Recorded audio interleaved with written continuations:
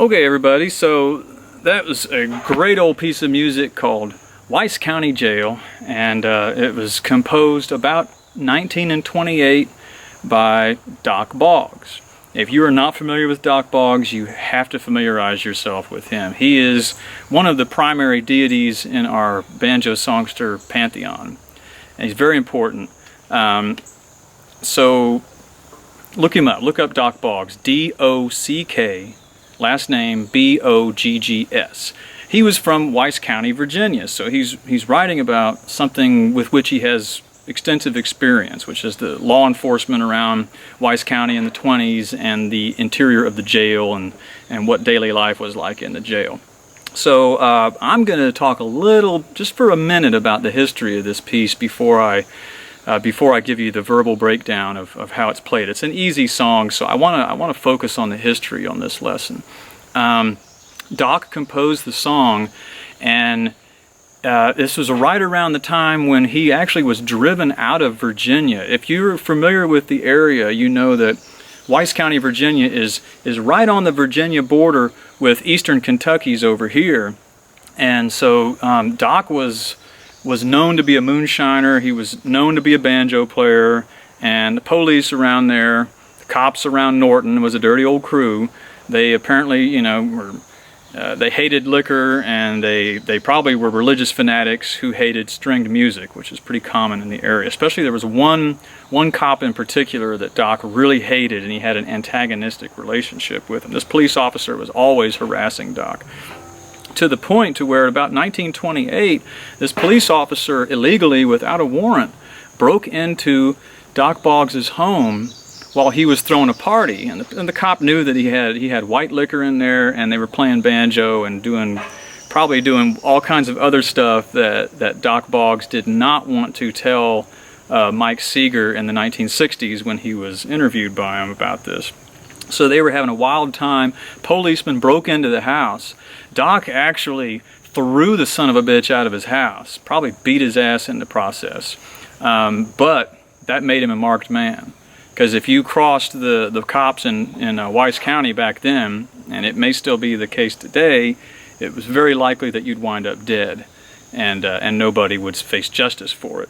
So Dock actually had to flee Virginia, and what was very common in those days, you know, people who were in trouble in Weiss and Virginia would often flee into eastern Kentucky, and probably vice versa. People who got in trouble in eastern Kentucky would probably often flee into southwestern Virginia just to avoid the local authorities. So Dock actually had to flee Weiss County. He went over the mountain into eastern Kentucky and got himself a job in the coal mines. I believe that may have been the first time he worked in the mines. I'm not sure about that.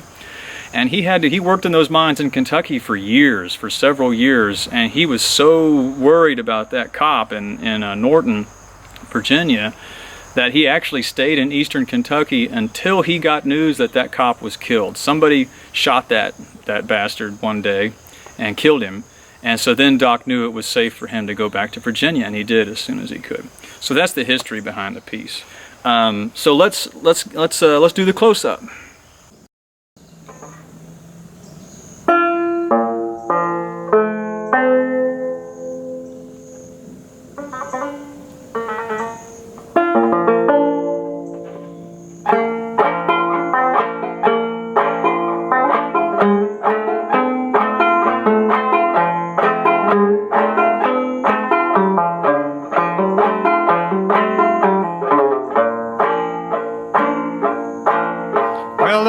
County jail's no jail at all. The Hanks and the Bugs is a walking the wall. Hard times in Weiss County jail, it's hard times I know.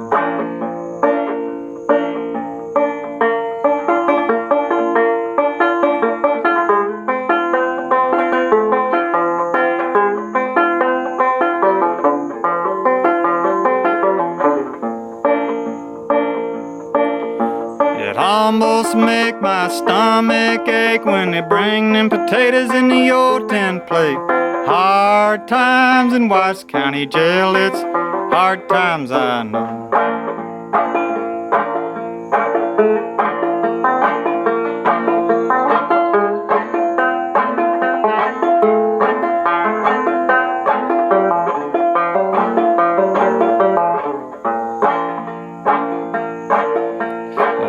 County jail's no jail at all. The Haints and the Bugs is a walking the wall. Hard times in Wise County jail, it's hard times, I know. We'll do that one more time.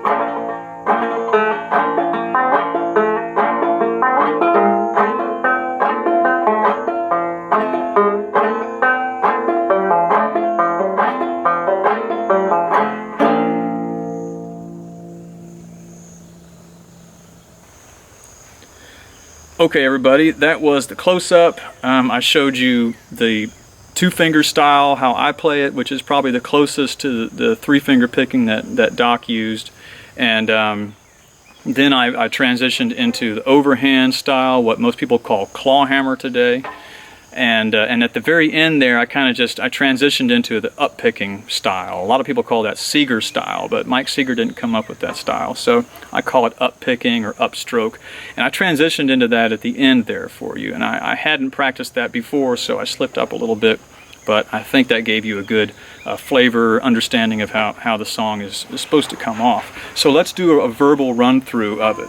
So it's in the old, what I call minstrel tuning, which is a tuning that was pretty rare in the mountains back in those days.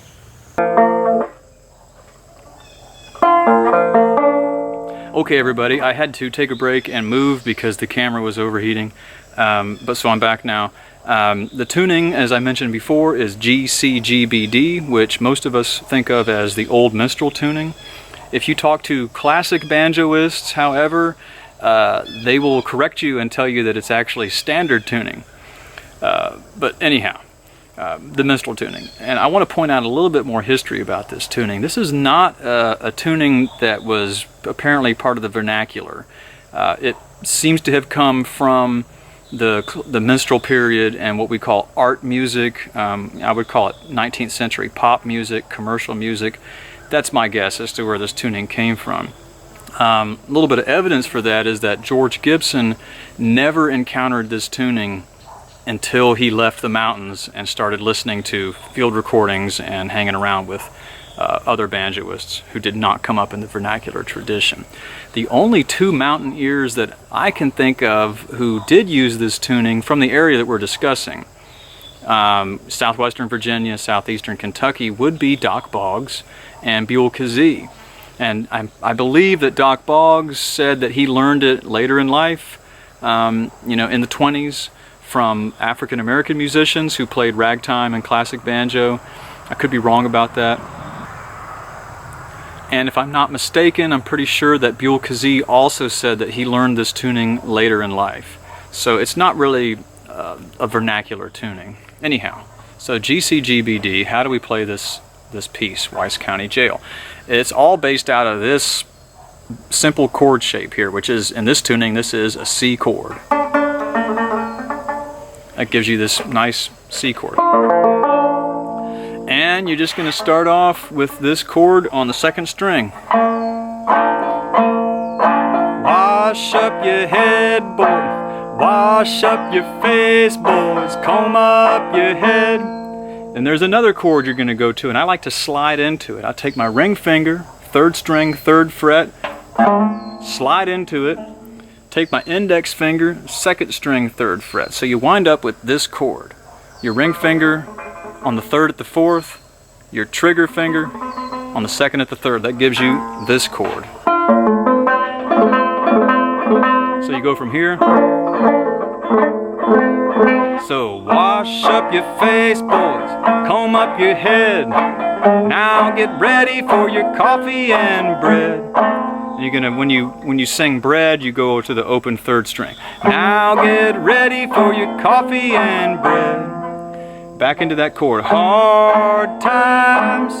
And then I do a pull off on the third string at the second, quickly followed by noting the bass at the fourth, and then back to a hammer on that third string. Hard times in Wise County Jail. It's and then I'm going to do another hammer on that third string, and then I quickly pull off, quickly followed by a backslide on the bass string from the fourth to the second, and then play that bass string open. and then back into your court.